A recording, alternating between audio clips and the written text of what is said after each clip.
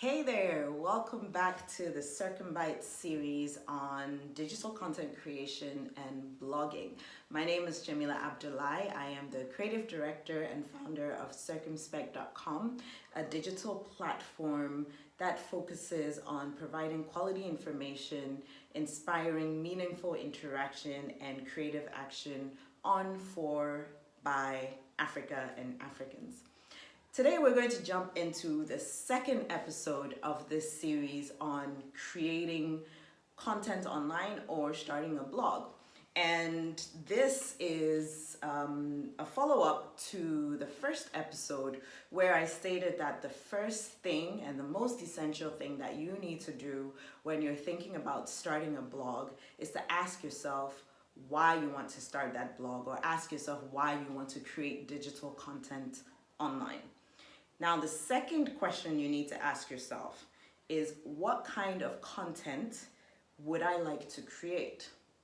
What kind of content would I like to create? Now, why is this important?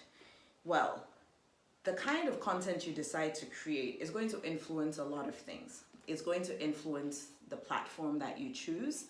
It's going to influence how frequently you might be able to create that content. It's going to influence who might find that content useful and worthwhile.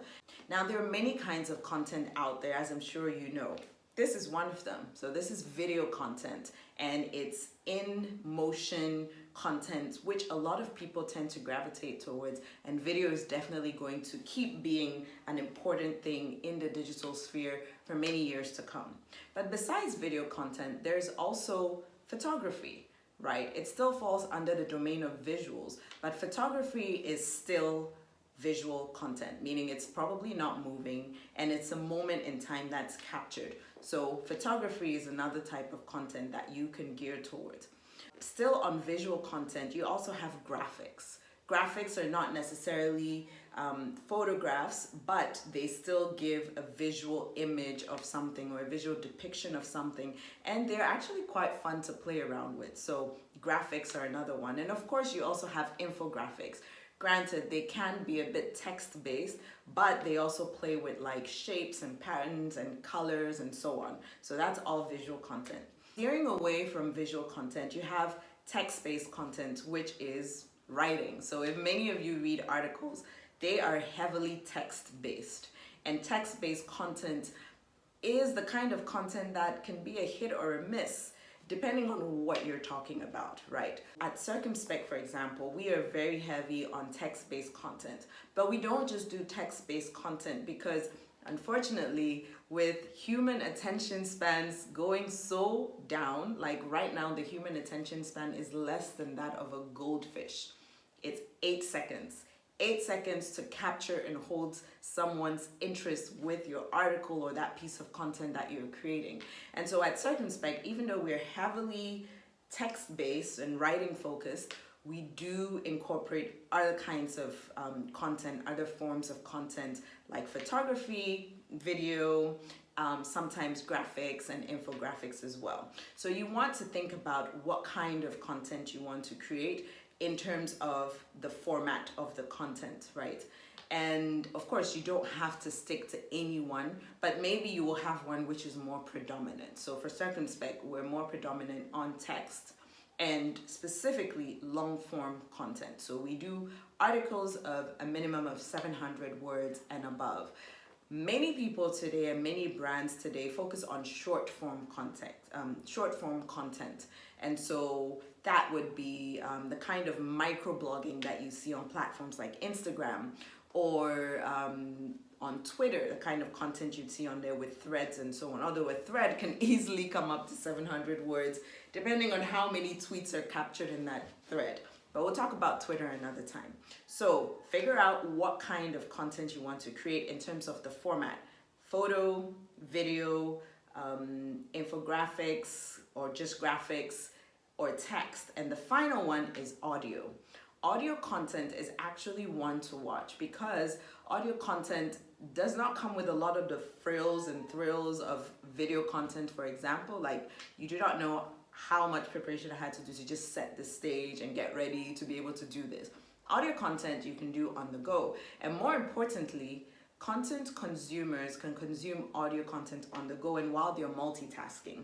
For instance, when I'm working out, I tend to listen to podcasts, and so that's still consuming content, but I'm still able to do other things as well. So for those of you who find yourself not really on the writing space, not really on the video space, but you feel like you have something valuable to share, audio content is one to watch, because that is probably going to stick around for a very long time. And we've seen that in traditional media as well with radio. People can listen to radio while at work, while in the car driving, while at the market selling fruits and vegetables, and that's probably why it's also stayed around for a very long time. And we're going to see that with podcasts and so on. So audio content is another one to consider.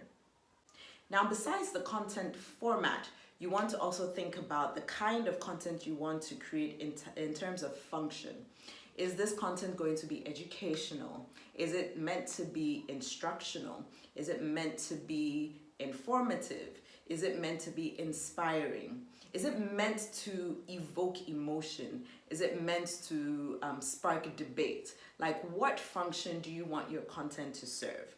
At Circum-Byte, our content usually falls under one of three or more categories. It's informative, which means we're providing useful quality information that our readers can use to either learn about something or improve something in their lives. It's interactive, right? Our content is engaging. It's meant to be engaging. We want people to take that content and share it and ask questions and leave a comment or share their own experience. And then offline, we want that content to be a point of interaction, not just between Circum-Byte and our readers, but between our readers and other people. So interactive content. And then the final one that we tend to focus on is inspiring content, because we know that life can be hard. And especially when you live in a country like Ghana or in an African context where there's so many challenges and we see them on a day-to-day, you need a break sometimes. And so that's why we also focus on inspiring content. So the second question you need to ask yourself, and this is an action point for you to consider and do, is what kind of content would I like to create? Take some time to think about it and to get real. One final piece of content that you might consider creating is entertaining or entertainment content, right? So if you are into comedy, that's content as well. If you are into looking at the lifestyles of people in entertainment space, that's content as well. Gossip is also content. So you really need to get real with yourself about what kind of content you want to create, and that will also inform the platform. It will inform the length of the content, the format of the content, and who the content is geared at. So I hope you found that useful, and leave a question or a comment if you're not clear or if you have something else to share. I'm looking forward to hearing from you. And remember to check back again next week for another episode of Circum-Byte on digital content creation and blogging.